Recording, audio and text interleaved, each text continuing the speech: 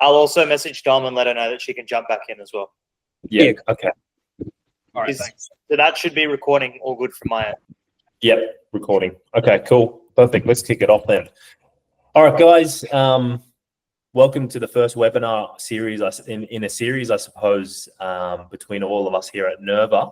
So the first one that we wanted to kick it off with is about lower back pain. I think following on from my conversation and podcast with Lockie a few weeks ago, we thought that was a nice starting point for us to be able to just begin to roll out some more information, some more educational stuff for you guys that are really keen to learn more about your bodies and more about how to prevent injuries, rehab injuries, and really just thrive with your physical and mental health. So first one here is precision rehab, rethinking lower back pain with myself. And let's get into it. So what we're just going to cover up quickly, nice and simple webinar for us to kind of go through, just lower back pain. We're going to just run through some really common causes for lower back pain. I find that a lot of people struggle to tell the difference with what they're dealing with. Even practitioners, it can be hard to tell the difference between what you're dealing with and what the diagnosis is. And so that can always be a really helpful bit of info, because then from there, that can help to lead into what exercise should you do, and which we are also going to go through some really nice, simple exercises and just a really basic rehab flow that most diagnoses in the low back, you can actually do these movements with. Going to be pretty low risk, but it should be big bang for buck in terms of if you have a low back issue or if you have something that's going on. These should all be really nice kind of exercises you're able to do. And then we're just going to finish off with a few Q&As. So if anyone has a question, just pop it in the chat and we can see if we can give you a little bit more detailed and nuanced advice here. So let's get into it. The first thing that we're going to go through. So lower back pain, like I said, you've got multiple different scenarios which could be causing back pain for you. The most common three are your disc, your facet, and your SI, or your sacroiliac joint. Differences between those are usually what helps us figure out which one is which.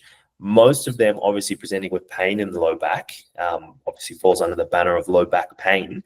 But telling the difference between them is important for us, because as a practitioner personally as well, because it will give us information as to how long this thing is likely to hang around for, what kind of exercises, what kind of treatment we would need to do in order to be able to facilitate your road to recovery. And then really, what are we going to be doing after that to try and prevent it from coming back, or from trying to figure out what strengthening exercises or control exercise you might need to then be able to implement that with your coach or with your personal trainer. So, like I said, disc, facet, and SI are the three most common causes in low backs.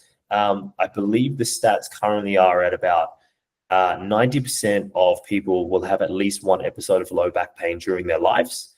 And it is actually one of the most common causes of sick leave, time off. And there's also a thing which we call DALY, which is daily adjusted life years, which is a really complex term for basically saying how much of an impact does this have upon a certain population.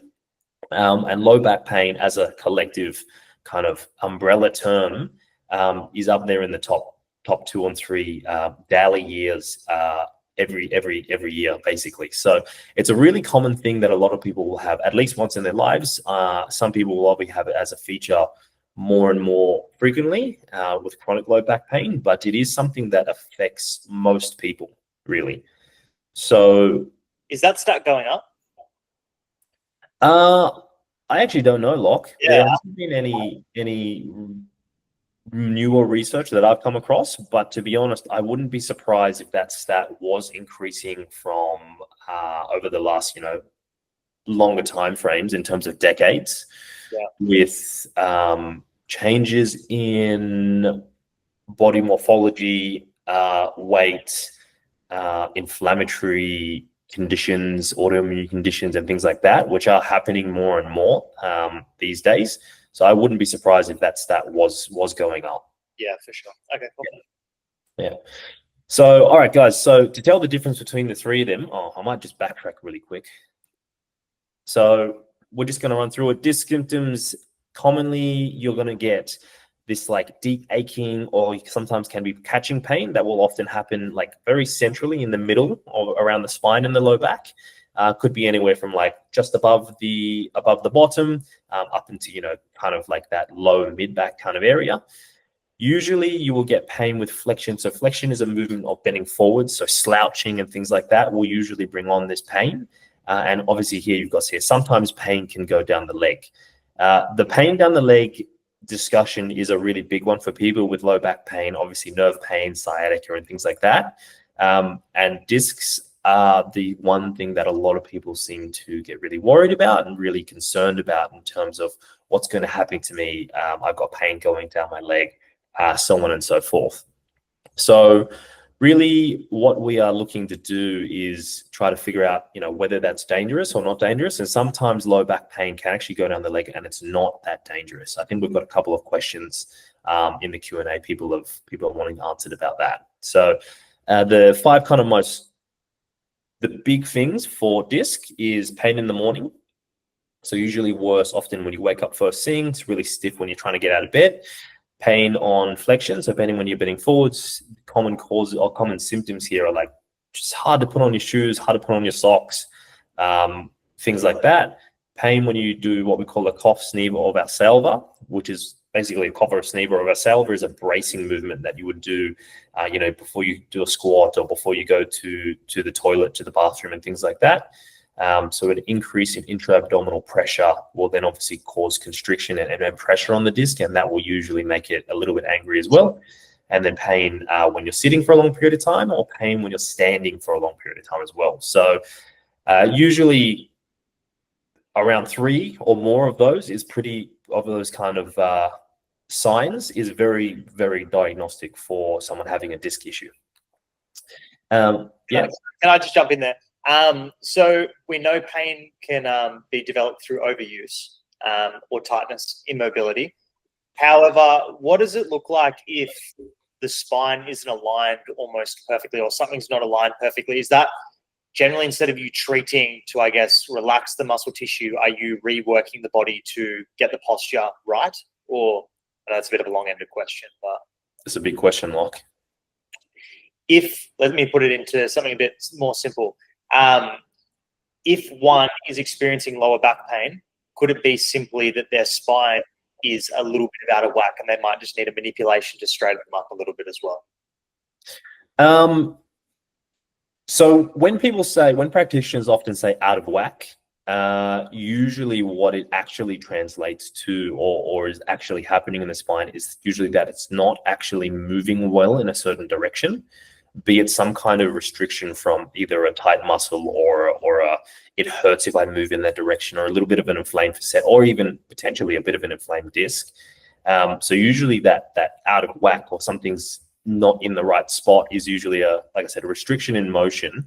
And yes, sometimes that restriction in motion, if it is just a bit of muscle tissue or something that needs to be freed up, just a little bit of treatment can definitely help that and improve symptoms a lot. Or like mild lordosis or something, you might look at it and then help them work on their posture first. Yeah, definitely. So yeah, if they're massively lordotic and they're getting a lot of back pain from, let's say, so lordosis is where you have a lot of curvature in the low back, that really kind of bum out sort of walk and posture. Yeah, exactly. For example, that might be, and they're getting facet-like symptoms, which often happens in extension. So in that posture, we might look at seeing, what do we need to strengthen up? What do we need to move in terms of posture and corrective movement to essentially help them offload structures and put pressure or weight transferring into other kind of structures in the spine to help that. Yeah, definitely. And that's a good segue straight into facet, right? So facet usually, which is a joint on one side of the spine. So as you can see, you kind of see right here, we've got the intervertebral disc, the intervertebral body, so the bone, and then here we've got the intervertebral disc, which is the disc. At the very back of the spine, you've got these little joints, one on each side of the left and right side. and they help to guide movement in the spine and help to control it as it moves. Typically, angry facets or a diagnosis of facet capsulitis or irritation is typically on one side. You will usually get some kind of a catching or sharp kind of stabbing pain, usually when you're going into extension, so that's sitting up, arching back kind of posture, or it can actually happen when you're coming from a bending down and then coming back up to straight sort of movement. Typically, these will actually also refer down a little bit, so down from wherever in the spine they are down. Typically, they will not go down the leg, so you're not going to be getting that characteristic glute down the leg sort of pain with a facet. Usually, the pain is quite high, like it's very catchy, and you don't really want to be moving much. But the actual problem is usually relatively simple to solve. So that's, again, another cause of low back pain. And then finally, you've got your SI. So here is a picture of, obviously, the skeletal structure of one's pelvis and back. Right here, you can see this is the spine itself. And then we've got like I usually say triangle, but it's more like a diamond-shaped bone at the bottom, called your sacrum. And then out here, we've got obviously the beginning of our hip, so our ilium and then our actual hip. The sacroiliac joint sits right here between the sacrum and the ilium. And you can see there's that little blue line there, right near the dimples in everyone's back. So, there's two dimples that are on either side of the spine in your low back. That's usually where the SI is. So common kind of symptoms for this one, it's usually, again, on one side, can refer across to the other. But it's usually one-sided pain in the low back and the top of the glute, so top of the bottom through here. Typically getting in and out of a chair, in and out of a low car, transferring weight up as you go to stand and take that first step or so. Can be catchy, stabby, can also be like a deep aching throb. And this is really common one in terms of the older population. So anyway, it's a dangerous term, but anyone over the age of about 55 plus, you are more likely to get SI symptoms. Yeah, actually on that. So most, in terms of age brackets for low back pain, there are kind of age categories that most of these diagnoses fit into. SI, we're usually dealing with people 55 plus or so. Facets, we're commonly dealing with like younger individuals, people that do a lot of spinal movement in their sports, baseballers, overhead athletes, cricketers, particularly in certain bowling styles. And then with discs, we are in that category of around 30 up to about 45, 50. And that's the kind of age ranges you'll commonly see things with people with low back pain fitting into these kind of buckets. All right. So that's a little bit about like different types of low back pain and the diagnoses for those. Really important when you're working with a practitioner that you kind of want to know like which one it is or what else. There are a few others, so what it may be. Because like I said earlier, it's important to know what you're dealing with, because then that's going to allow you to formulate a bit of a plan. And then from you formulating a plan, you can then look at progressing a little bit further into like what exercise can you do to help, what exercises are going to be dangerous or not that good for you. And really you just need to know what you're dealing with. So we're just going to transition into exercises and rehab now. The key with low back pain and the key with most rehab is actually... Hi, Pavan. Welcome, Pav. What's doing? Hey, guys.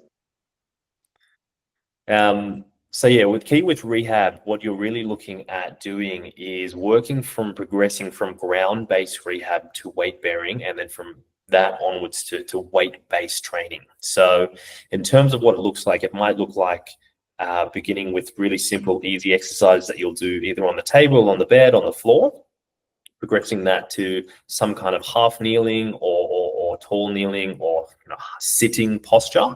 And then onwards towards full standing kind of exercises, rehab, and then on to transitioning on to essentially training. People often put rehab and training in different buckets, but more often than not, they are actually continuations of the same thing. They just sit on a spectrum, and if you're very far down this end, it's looking like cat-camel stretches and breathing exercises and things like that. And on the higher end here, we're dealing with deadlifts, cleans, snatches, clean and jerks, push press, things like that. So exercise and rehab and exercise, or rehab and training, is actually similar things. So you want to be making sure that the people you're working with are taking you from where you are and where you need to be, and all the way transitioning you into some kind of strength-based program that may look just like you're at the gym. Exercise selection is going to be key. Exercise selection is key, yeah, 100%. And that's where you would want to be working with a really good strength coach or really good coach that's going to be able to communicate with your practitioner. And essentially, the practitioner should be giving a little bit of a handover or a handoff once you're at the point where, you know, you're able to go back to that kind of stuff, or there's less restrictions and less modifications for you, so that they can begin to program and just continue on from what you've been working on. And running feedback loops, I guess. And running feedback loops, 100%. Yeah, communication between your coach and your practitioner is paramount. Everyone should be working on the same page. Yes. We all have the same goal. We should all have the same goal, which is to get you moving, feeling good, and really just crushing it. Yeah. So in terms of that ground-based rehab, and then obviously going to more weight-bearing things, and then on to actual weighted-based training. So we're going to start with the ground-based stuff. As I said, guys, take all of these with a grain of salt. Most of these are pretty safe and easy to do across all those different diagnoses of low back pain, but obviously consulting with a practitioner is probably best initially. So cat camels, as you can all see here, they're borrowed from a yoga move. What's really nice about these is you actually take the low back from a position of extension into flexion. Really nice for calming down angry discs. This is probably one of the most common exercises I give out for any kind of disc pain. What it really does is help to pump a lot of the fluid out of the disc when it's angry. And when that happens, it allows you to have a lot greater mobility. In terms of this, you're probably looking at doing about 60 to 120 seconds, deep belly breathing throughout that movement, and really nice, smooth and controlled. We would then probably progress into something like a child's pose, which again allows a really gentle stretch and a really gentle opening of the spine there, which is again borrowed from yoga. And then we can be going into an open book stretch. So a little bit of rotation through the spine. And again, what you'll probably notice in terms of the framework is all of these are on the ground, or mostly on the ground. They are very slow, they are very gentle, and they're going to allow you to get some movement into the low back in a pretty safe way, without having any major flare-ups or aggravations. From there, you would be looking to progress people towards some more weight-based kind of stuff. So this is where we're looking at dead bugs, we're looking at Supermans, and we're looking at bird dogs, right? There are a few more on this slide as well. Cobra press up as well. We'll get to these. But yeah. So as you can see, yeah. Hey?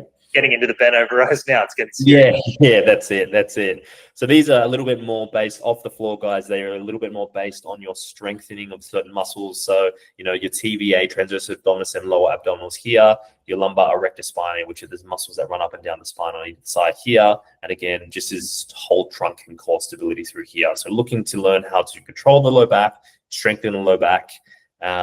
This is one of my favorites for disc pain as well, if you can tolerate that as well, guys. Usually I'm getting people to start with a 10-second hold. Most people surprisingly can't do this very well. Would you say if you were to take your hands and then put them behind your head, and then you were to pull your elbows up as well, could you start working on the neck at that point? Like working it up in the, I guess, the higher discs?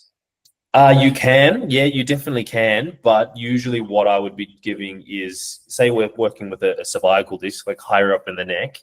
Instead of getting you in this position, I'll just get you to do it seated, hands behind the head. And then instead of you creating extension by arching like this, I would actually get your hands to pull down and your neck to push back. So more like an isometric hold. Okay. Because what that'll do is it will fire up the back of the neck and actually perform a similar movement to what you're trying to achieve in the low back here with the Supermans. And at this point, we're just strengthening here, right? At this point, we're just strengthening. We're just, to be honest, what we're actually doing more so is we're just switching the muscles back on. Yes. Yeah. There's a common thing that happens with, it's called NAI, neuroarthrogenic inhibition. We won't delve into that today, but essentially most injuries or joints that have inflammation in them, you will often lose the extensors of the joint. which is why there's a common pattern that happens every time. People that have ACL surgeries, they lose their quad, ankle surgery, they lose their calf, back issues, they lose these erectors in the back. Shoulder surgery, you're going to be losing your rotator cuff and the shoulder extensors. So there's kind of patterns that go through a lot of these things. And what you're really trying to do is actually get that back. If you do get to that point, though, you can still strengthen it, right? Oh, 100%. Yeah. Just going, like a lot of people would think that they need to stretch rather than actually strengthen, correct? No, definitely. Strengthening is an important part that I think stretching is great and all good and well, but realistically at Strive, when we're dealing with something that's, really acute, we might be getting people to just do gentle stretching, which is actually strengthening hidden kind of as a gentle movement. They might only be doing that for 7 days, 10 days. After that, we progress them pretty quickly into strength work because it's going to get them out of pain. Beautifully said. No, I love that. Yeah. All right. And then into the big dog stuff that Lockie loves. We're looking at bent over rows. We're looking at deadlifts. We're looking at really getting those back extensors working, that low back extensors working, glutes firing. This is where you are looking at progressing and moving back into the gym. If you aren't obviously already just modifying, continuing the gym. But this is often really underutilized and missed by a lot of practitioners and a lot of trainers. This is the kind of movement you need to do if you've had chronic low back disc style pain. You've gone from only being able to do these kind of movements with cat camels and stretching and breathing. Your practitioner will often give you dead bugs and a few things like that, and then they'll kind of just stop, done. You don't have any pain anymore. See you later. Off we go. This last portion is the part that you need to be really looking at doing if you want to make sure that your back is strong. Otherwise, you're just going to be waiting until it gets angry again, and we're just going to be stuck here doing this kind of like partial, half weight bearing, non-weighted sort of exercises. Deadlifts, bent over rows, lat pull downs, seated good morning, all these kinds of movements, strength-based, weight-based training is really important, guys, to make sure that just to make sure not just your spine, I was going to say your spine is healthy, but also your entire body. The body needs movement, the body needs load, the body needs muscle tissue in order to remain healthy. This is a big thing that we are missing these days. And it's not to say that you need to be in the gym like this guy's got some shoulders on him, right? But it's not to say, but it's not to say that you need to have this amazing physique in order to be healthy. You need to be able to put some load on the body, have the body adapt to moving and shifting weight, and just continuously progressing from that. And also on that as well, just embracing the movements that you actually don't think you can do. Because you have a lot of people that get low back pain, they're like, I can't deadlift. That's the first thing they would tell me all the time. And I would take that as a challenge. And I'd be like, you definitely can, but we just do it properly. So I'll be having guidance and having rehab stuff through that as well. But then starting light and then building it up over time is going to be key, because I guess I always tell people as well, Rich, and you probably agree with this, but the more we say no to things, the less we're going to be able to do. And basically our spine will just seize up because it's not rotating, it's not moving, it's not twisting. We're not encouraging it to move. So of course it's going to regress. Yeah, 100%. Like the body is amazingly adaptable to almost any stimuli. I think did we talk about this on the podcast? I think so. I think we got into it. Right? Yeah, okay. So basically the body is amazingly adaptable. It will adapt to almost any stimuli that you wish it to adapt to, given a long enough time frame and the right kind of guidance through it. So there's no reason why anyone shouldn't be able to deadlift, bar a few very, out there exceptions and outliers, but most people should be able to do a version of a deadlift. It might not be 100 kilos or 150 kilos, but a version of that and progressing along that is 100% stepping into the challenge as well, rather than just restricting and constantly avoiding. Yeah, definitely. So like I said, guys, this is a big part that people often miss. And I think it's a really nice thing that I know that Lockie likes to do a lot of, and taking people just that little bit beyond their comfort zone and helping them to step into a lot of stuff. So definitely make sure, guys, if you are working with someone, that they are asked, or you are asking them, what do I do to be able to do stuff like this? Cool. All right. What are we up to? Perfect. All right. So guys, we just wanted to take this quick second to thank you guys for investing in your wellness. If you have any questions directly, just pop them in the chat, because we're about to go through brief Q&A. But if you have also any other questions, obviously you can pop that up in the group. And my Instagram is Dr. Rich Can Fix. A little bit corny, but that's okay. You guys will get used to it. Can do. All right. What questions do we have from what have we got here? All right. First of all, Pav, do you have any questions, mate? Did you want to jump in and ask anything? Yeah, just a quick one, Richard. So, what do you suggest the top 3 stretches for the guys with the desk jobs? To be honest, I think we get stuck up at desk or in between meetings between 8 and 6, and then we drag ourselves into the gym, and there's a huge deadlift waiting for us. So, what's the first thing you would prescribe in terms of a stretch for us to start with and to end with as well? Yeah, of course. So things like this, like, you're sitting at the desk, we're driving. Human beings are designed to do a lot of things in front of us. We aren't designed to do a lot of things behind us. Obviously, our heads don't turn around that way and our arms don't go back that way. But the issue with that is that we end up then stuck in these kind of, postures where it's hard to sit up straight and hard to get out of that.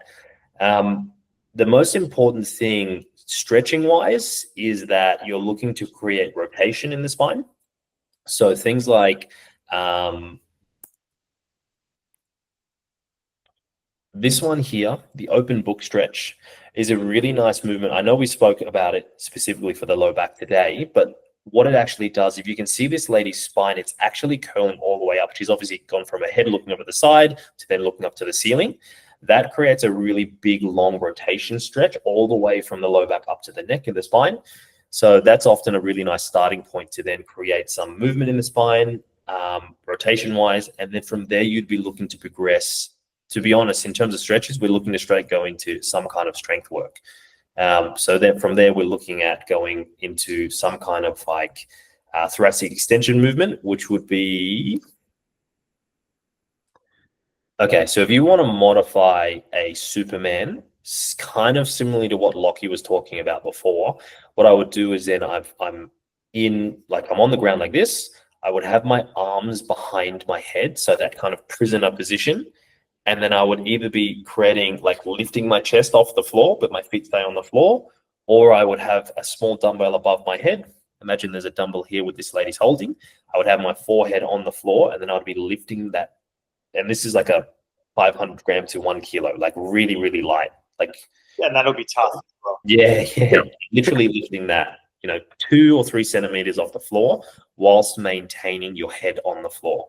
Sounds really easy. I would challenge most people to give it a go. And if you're doing it correctly, it's not easy at all. Like I've had bodybuilders, like competitive level bodybuilders, big guys, struggling with a 2 kilo dumbbell. And these guys, yeah. And then from there, lastly, I'd actually progress it straight into, for your third exercise, I'd progress it straight into some kind of overhead pressing movement.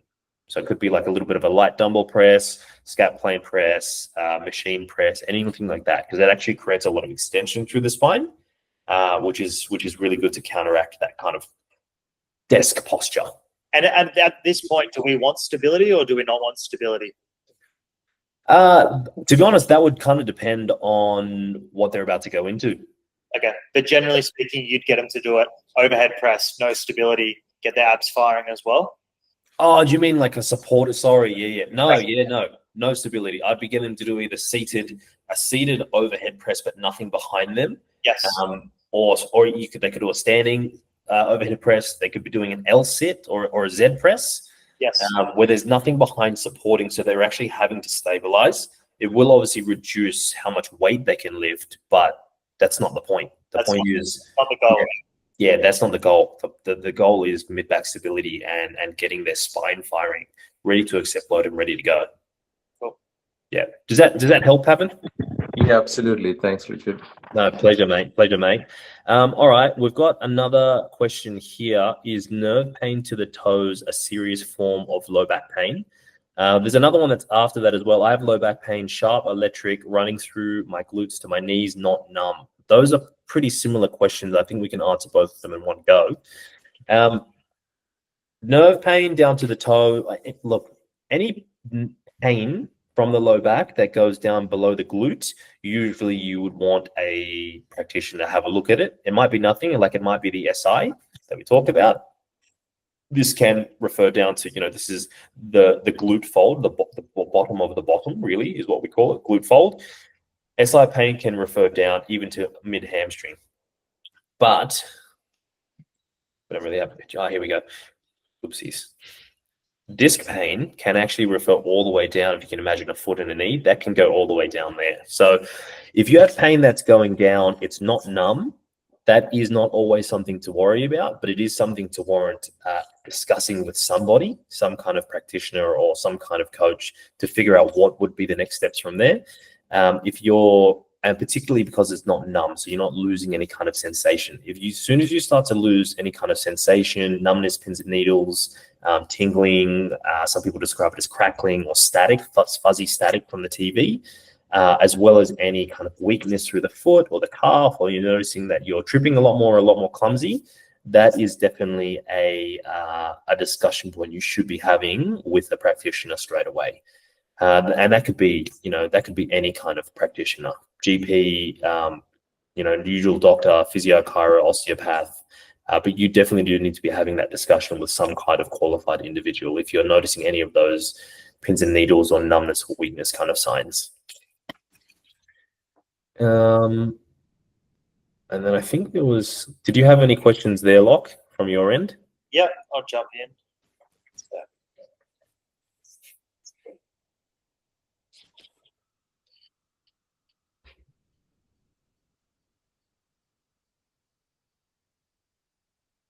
So let's say, for example, I've done squats at the gym and I've hurt my back and I felt it go straight away and it's gradually getting worse. What would be my first remedy or first step?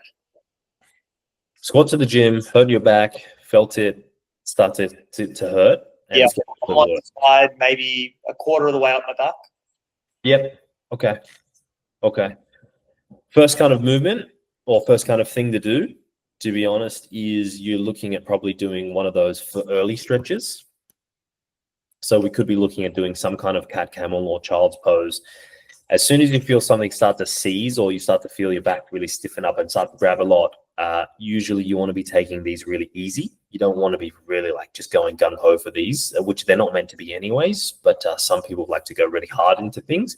You just want to do a couple of reps of a simple, easy cat camel, a couple of breaths in a simple child's pose. If you're able to get down like that, and just see if it starts to ease. To be honest, if it was myself, and I have the knowledge of being a practitioner, but I would probably then see how it goes over the next few hours, and then see how I pull up in the morning. And if I pull up in the morning quite sore, I'd probably be then sending a text or giving a call to someone.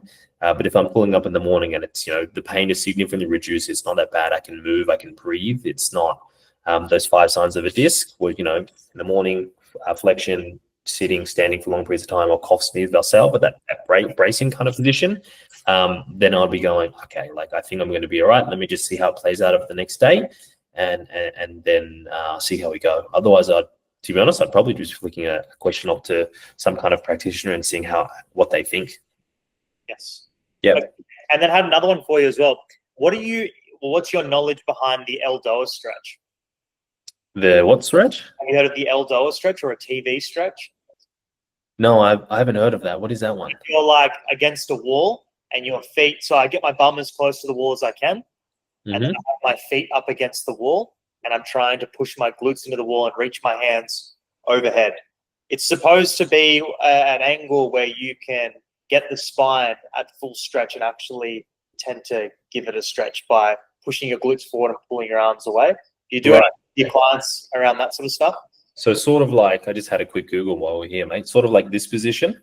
Yeah, correct. So, and then you're envisioning that the person in the blue there is pushing her glutes into the wall, and then she'll take her arms overhead and then reach her arms out while she's pushing her glutes into the wall. And it's supposedly meant to be able to pull the spine and actually stretch it with a disc bulge. Is that something you've ever heard of, or? Okay, I haven't heard of it. Based on what I can see just in that picture there and what you're telling me, it sounds very similar to creating some transverse abdominis kind of tension, which you would end up doing a cue that we give here for a dead bug or even a bird dog really commonly, and you'll hear it a lot in Pilates as well, is for you to imagine that you're growing tall through the crown of your head, or imagine like someone's kind of stretching you from your tummy and drawing you up, or imagine that you're just lifting your spine, or another common one that I used to hear from a Pilates instructor I used to work with is that imagining the spaces between your spine are actually growing in height. Sounds very similar to that, and most of those movements are designed to help stimulate the TVA or the low abs, which is really important for low back stabilization and growing up really nice and tall through there. And that's kind of what it sounds like. But personally, I haven't heard of that, but I will be looking into that. And not that it's advised, I guess. Obviously, you want to see a practitioner straight away. But if someone was to have a disc bulge, if they were theoretically to do a stretch like that days and the weeks to come, would they essentially get the discs to line back up, or is that way too big of a feat for them to achieve? To be honest, most of the time, disc bulges themselves wouldn't change, but the environment around the disc bulge would change significantly, in that like the muscular system and the fascial system will allow then obviously a better loading pattern, which then doesn't, like the pressure doesn't sit into the disc. Like it's not sitting on the spine itself as much if the core and the muscles around it are able to support it better. So in terms of whether the disc bulge will change itself, hard to say. Depends on how bad it is. Yes. But if the muscular system and the fascial system are able to support the disc and provide a better environment, there is no reason why that individual should continue to experience the low back pain. Yeah. So basically, like it might go away, it might not go away. That's hard to say. I think it varies depending on the person to person. But if it doesn't hurt you, why does it matter? Like there are people walking around with low back pain, with disc bulges they don't even know about. They're doing, 200 kilo deadlifts. They have no pain, doesn't hurt them. So it doesn't matter. We don't have to worry about it. Yeah. Okay. Yeah. Cool. All right. I think we'll hit it there, hey? I think that's perfect. I think to summarize as well, we talked about this on the pod as well, but just to emphasize that movement is going to be key. Yeah. Definitely. As long as we're moving, we're doing some form of weights a couple of times a week. We're walking to 10,000 steps per day. We're moving, we're getting up and walking around to the bubbler, whatever it may be. That is going to be a prime contributor to longevity, yeah? Yeah, 100%. Like movement is, the human body relies too much on movement in order for us to ignore that. Yeah, definitely. It's one of the best things that you could be doing for yourself. Obviously, all the other things as well. But yeah, we can't be ignoring physical movement. Yeah, 100%. So, all right. Well, thanks very much for jumping on, guys. And I'm sure I'll see you all soon.